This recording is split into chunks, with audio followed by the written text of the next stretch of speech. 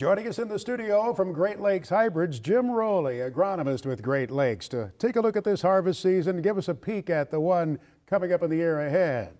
Well, Jim, you've been out there, you've had some reports from the growers. By all means, you've been meeting with them on a regular basis. Tell us what you've been hearing from across your part of the Corn Belt.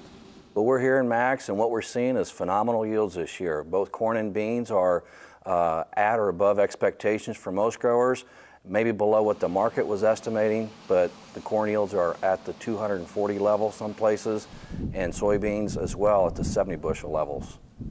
We deal with a lot of challenges, of course, to produce a good corn crop. You've got weeds, insects, diseases.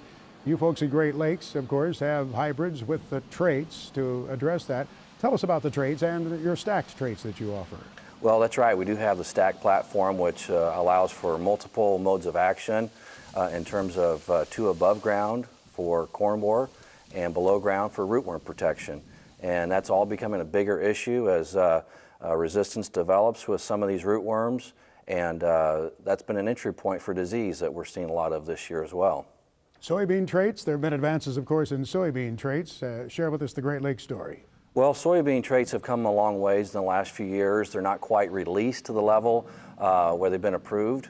We would expect those not for another probably 2016 marketing year at the earliest. But what was known for the most part, Roundup platform is now being stacked with Liberty traits and additional HPPD and other additional traits for pest protection.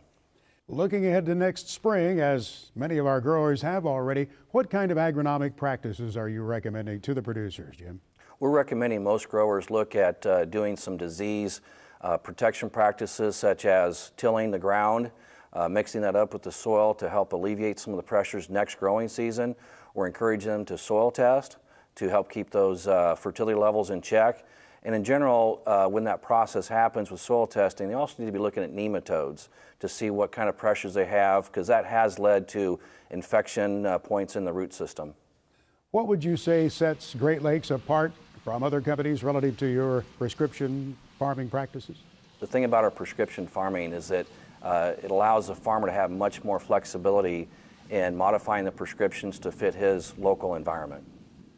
What about seed selection? As that grower is making the choices for the season ahead, what do you rely on? Do you look at past history or the most recent season? How do you guide the producer in that regard? Well, we try to guide the farmer when it comes to seed selection based on performance, of course. This most current year will be critical for that discussion point, but also we're looking at stalk integrity, those that can withstand and resist disease better. And of course, the root issue is phenomenally important for standability and nutrient uptake. Many things for the grower to keep on the radar screen, and you folks are standing by there to help them do that, no doubt, Jim.